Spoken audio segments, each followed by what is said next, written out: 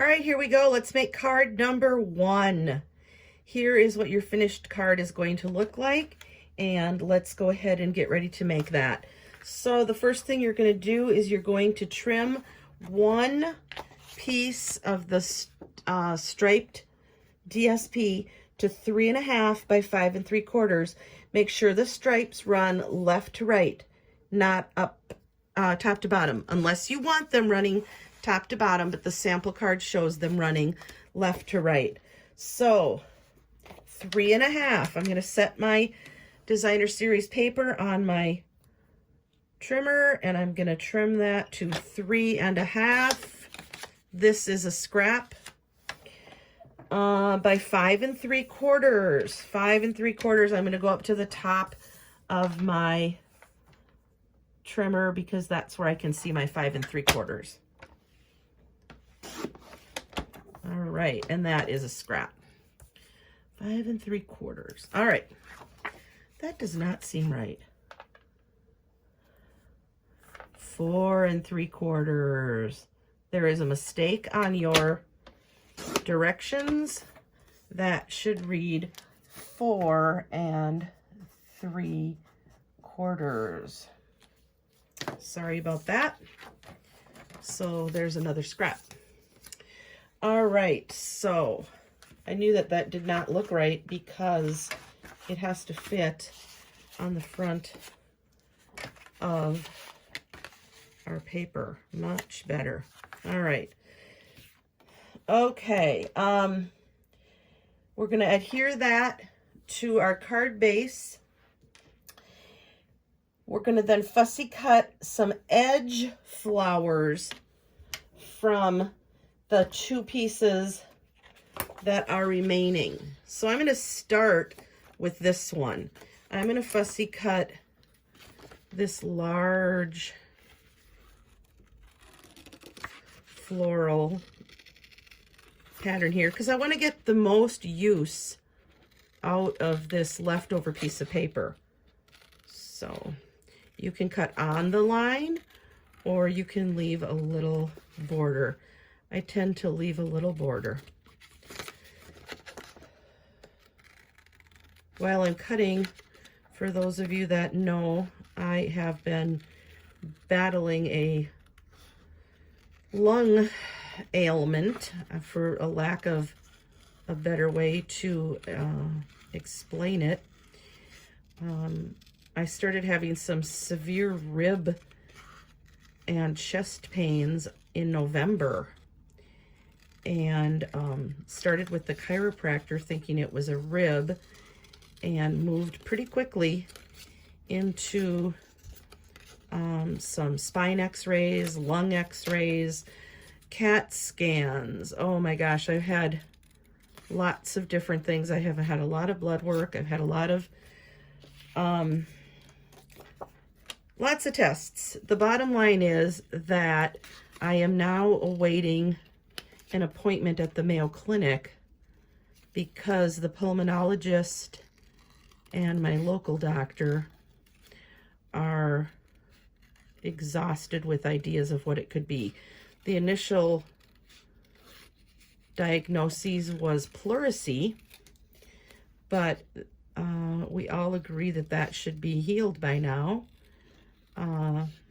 So, because I continue to have chest pain when I breathe, sneeze, cough, or yawn, we are pursuing more medical help. So for right now, I am on a leave from work. All right, so I have 2 of those cut out. I'm going to grab my adhesive, and for today, I'm just going to use my liquid glue because I want to be able to move those flowers around a little bit if I have to. I think that the directions actually say to adhere that with dimensionals, and I cannot undo that. So if you want to use dimensionals, that is fine, but I forgot. So now I have those, and I have this one, And I think I want one more. So because I used all of my scraps, I'm going to go ahead and I'm going to select another one from this piece of DSP, and I think I want just a little something from the corner. Try not to cut into the middle of this sheet because you are going to use these middle flowers on card number 2. So I'm going to go ahead and set that right on my pile of card 2 supplies. All right, so I'm fussy cutting one more set of flowers. Now you'll notice in the sample that my flowers are colored. I used blends to color those in.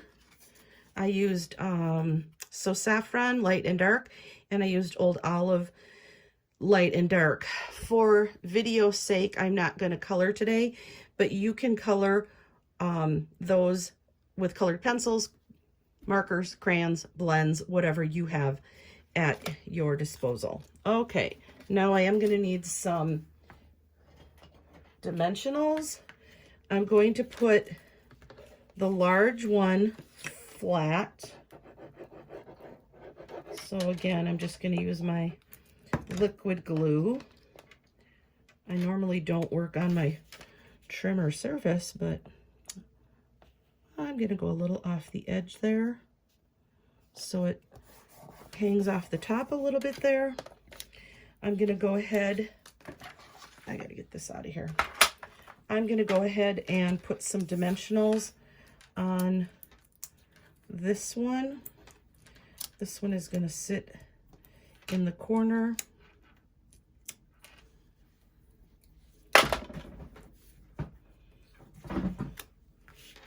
And it's going to pop up above that one. And I'm going to pop this one up too.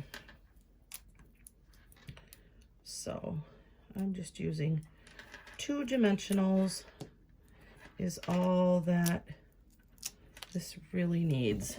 If you don't have this pick tool, you'll see me using it a lot.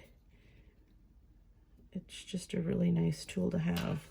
All right, those 2 are popped up.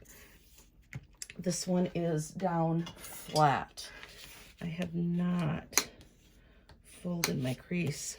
Okay, the next thing that we need is to make this tag.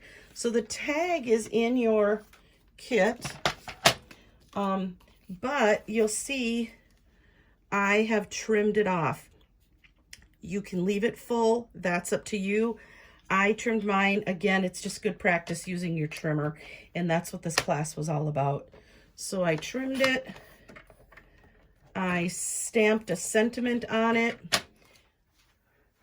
Yours has a hole punched in it.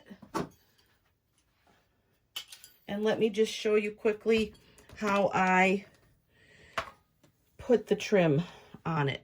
All right, so I'm going to take this silver mesh and I'm going to put that through the top.